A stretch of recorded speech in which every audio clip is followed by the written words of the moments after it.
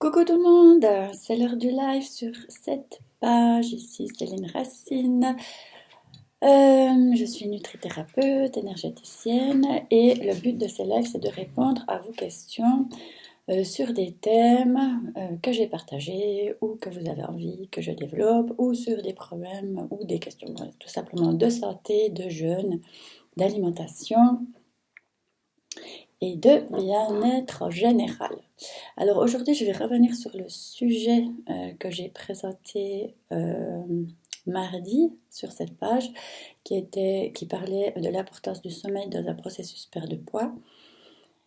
Et j'ai eu des réactions suite à ce thème que je vais reprendre ici. Alors, il y a une maman qui m'a écrit en me demandant si, par rapport à ses enfants, alors bien sûr pas dans un phénomène perte de poids, mais elle demandait pour ses enfants qui, eux, dorment avec une veilleuse et la lumière dans le couloir. Alors c'est vrai que mes enfants font ça aussi. Et elle me demandait si ça allait des incidences sur leur santé, le fait que la mélatonine, qui dépend vraiment du noir complet pour que le cerveau sécrète cette hormone, si ça pouvait avoir des conséquences sur leur santé.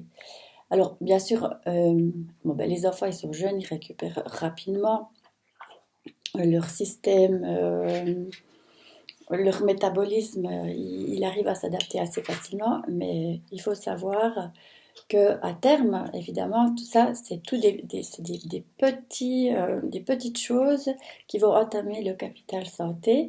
Alors, il n'y aura pas des conséquences immédiates et puis énormes là, dans un futur proche, évidemment.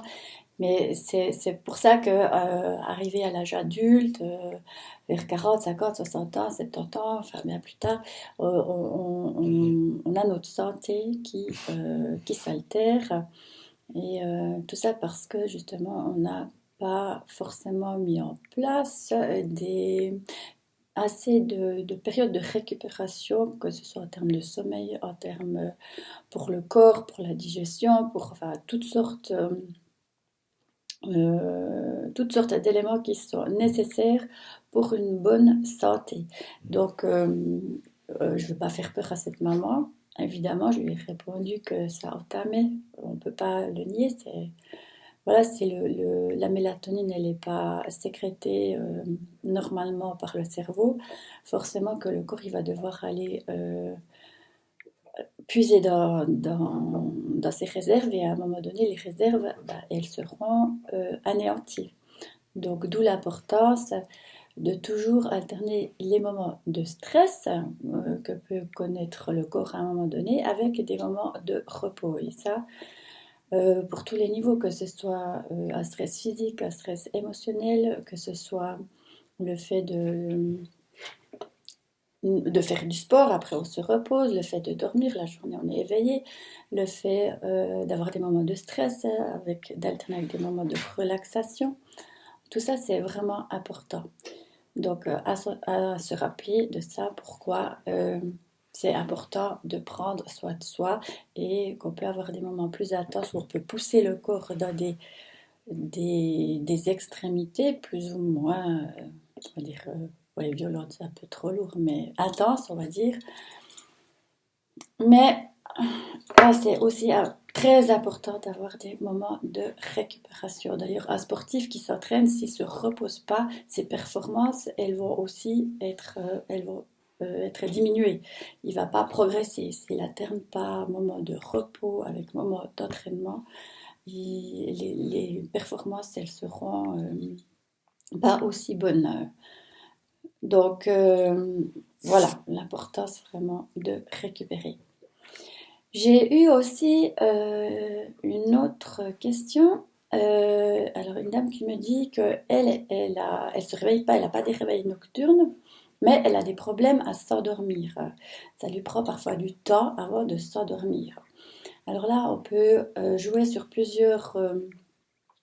à plusieurs niveaux. Donc déjà, de A, c'est d'identifier ses cycles de sommeil pour finalement prendre le bon train pour pouvoir s'endormir assez rapidement. Alors, comment on identifie ces cycles de sommeil? Ben, on peut déjà un peu s'observer. C'est que quand on a des coups de barre, ça veut dire que ah, ben, c'est le moment où je vais m'endormir. À partir de ce coup de barre, il faut calculer que les cycles, ils durent à peu près 1 heure et demie. Donc on se dit, ah ben là je sens que je suis en train de m'endormir, donc disons que, alors moi je prends mon exemple, là, parce que comme ça ce sera plus clair, je sais que vers 8h30 le soir, j'ai un premier coup de barre, je peux vraiment m'endormir. Donc à partir de là, 8h30, je sais que le prochain cycle, il va démarrer vers 10h. Donc, si je veux pouvoir prendre le train et m'endormir dans le bon cycle, il faut que je me couche entre 9h30 et 10h moins le quart. Comme ça, je sais qu'à 10h, je vais pouvoir m'endormir et je serai dans le bon trend. Et toute ma nuit, je serai vraiment dans un sommeil réparateur. Parce que si, alors moi, je m'endors assez rapidement, peu importe si je respecte pas ce rythme. Par contre, mon sommeil il sera moins réparateur parce que je me serai endormie à un moment qui ne correspond pas à mon cycle d'endormissement et micro-réveil avant de passer au prochain cycle. Donc ça, c'est déjà une chose qu'on peut faire, identifier son rythme de sommeil. Après, bon, et puis au-delà, comme j'ai dit, hein, d'enlever tous les témoins lumineux qui peuvent être présents dans la chambre. Alors là, c'est pas le cas pour cette dame. Après, on peut aussi peut-être, si on a la tête trop pleine, faire un petit moment de relaxation avant de détente. On peut se concentrer sur sa respiration. Et pour ça, pour améliorer le sommeil, on peut faire des exercices tout au long de la journée, 2 à 3 fois par jour, des exercices de cohérence cardiaque, qui est une respiration consciente. Pendant 5 minutes, on va inspirer et expirer inspirer sur 5 secondes, stopper et expirer sur 5 secondes. On fait ça pendant 5 minutes. Et ça, si vous le faites 2 à 3 fois par jour ou plus, on peut le faire en voiture, on peut le faire en cuisine, on peut faire, enfin je veux dire, ça c'est un moyen très simple qu'on peut intégrer dans notre quotidien très facilement. Et franchement, ça a des répercussions, c'est des petites choses, mais c'est énorme la répercussion sur, par exemple, la qualité du sommeil. Parce que quand quelqu'un n'arrive pas à s'endormir, c'est qu'il a beaucoup de choses dans la tête, c'est que quelque part, alors on peut parler de stress ou peut-être d'anxiété, ou voilà, ça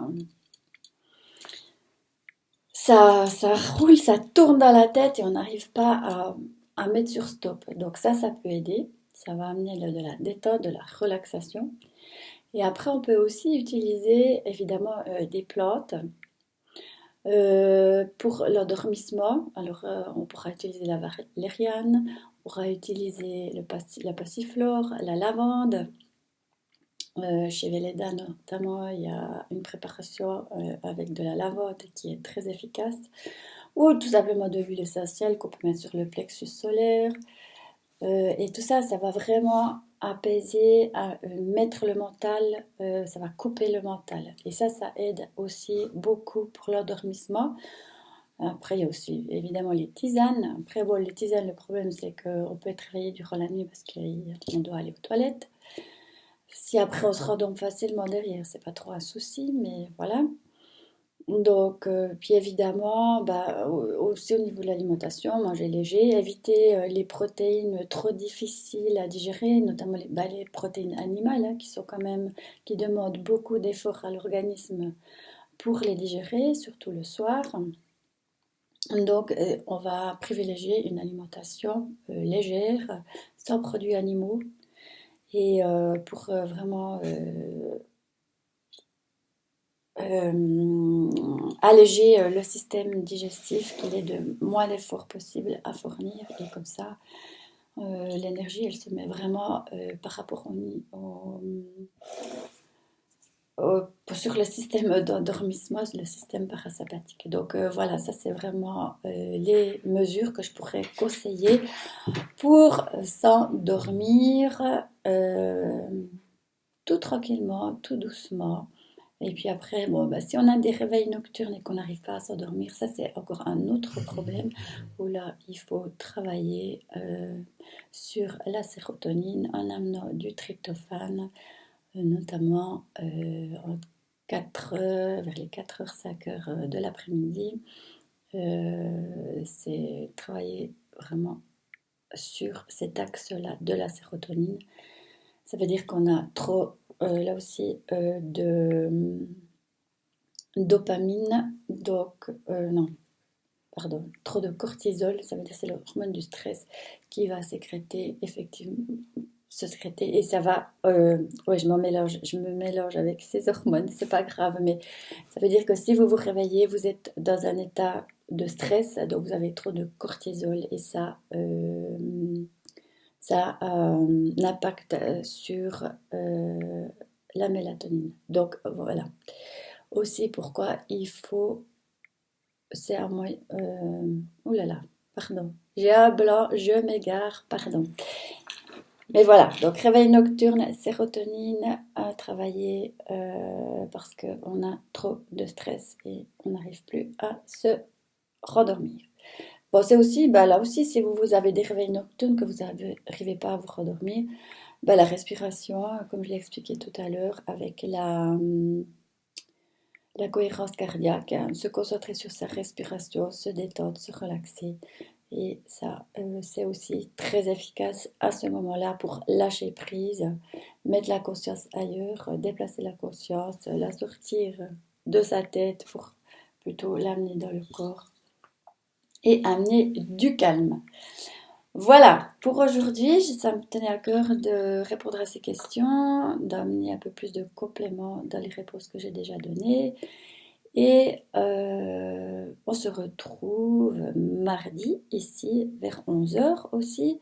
Ou sinon, si vous avez envie de challenge bien-être, vous challenger, vous lancer des défis bien-être, rendez-vous dans le groupe La Santé, la masserie naturelle pour partager avec moi, avec le groupe, l'engagement bien-être que vous aurez décidé de prendre pour la semaine. Voilà, je vous souhaite une excellente journée, un excellent week-end. À bientôt. Salut!